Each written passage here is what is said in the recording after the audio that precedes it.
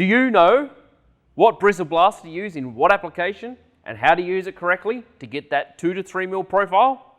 Watch this week's Primed Insight coming up.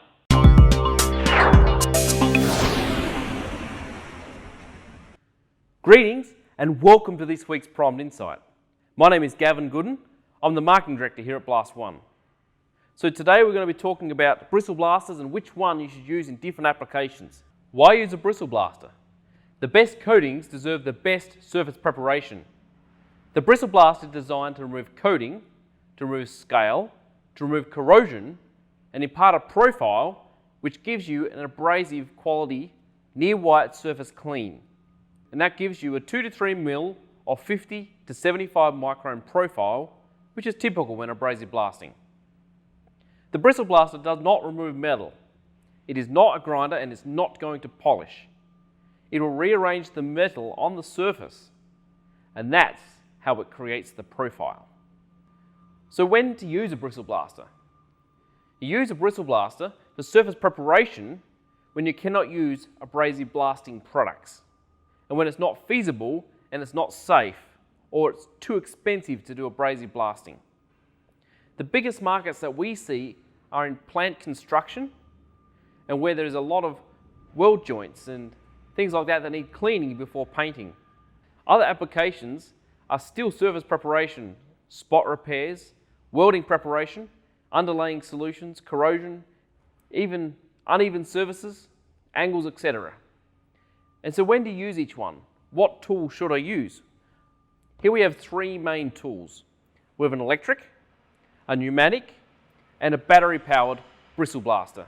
So first, let's talk about the things that are the same with these tools.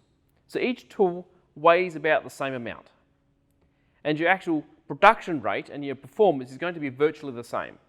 And typically we can see that up to around 12 to 15 square feet per hour.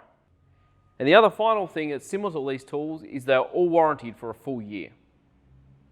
So let's first dive into the electric bristle blaster. The electric bristle blaster is the cheapest of these three and the most common. If you're going to use the tool for say 10 hours a day, doing work where you have power available, I would strongly recommend this electric version. So moving on to the pneumatic version, the typical applications for pneumatic is your ATEX Class 1 Div 1 locations.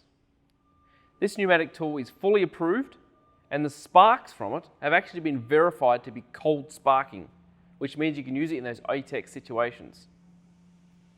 You can also use the pneumatic tool with a vacuum adapter, which clips on the bottom, which ensures you can capture about 95% of what's coming off the surface. So it's great for containment jobs, where you don't want to have to put up a full containment when you're taking off lead-based paints, or working in sensitive machinery areas. Pneumatic's the way to go for that, because you can use the vacuum attachment. The final unit we have here is the battery version. We'd recommend the cordless tool first in the obvious situations where you don't have access to power or access to air. The largest use is for smaller projects where you're going to be in and out relatively quickly. It's like when you need to do a small amount of touch-up. It's a tool that every blasting and painting crew should have on their job site. It's as handy on a job site as a battery drill. A less common scenario, but a real one, is doing spot repairs on a structure like a wind tower or an offshore platform. That's a job where you're going to use rope access and you're going to do cleaning for about 10 minutes. And while you're up there, you're going to be priming and then coating all in one trip when you're up and down that rope. A common question we have on the battery bristle blaster is the battery life. It lasts about 20 to 25 minutes off this 8 amp hour battery, and the rapid charger will charge a dead battery in approximately an hour. So we'd always recommend you buy 2 batteries and 1 charger, and you can swap them out. Thank you for watching this week's Primed Insight. We'll see you next week.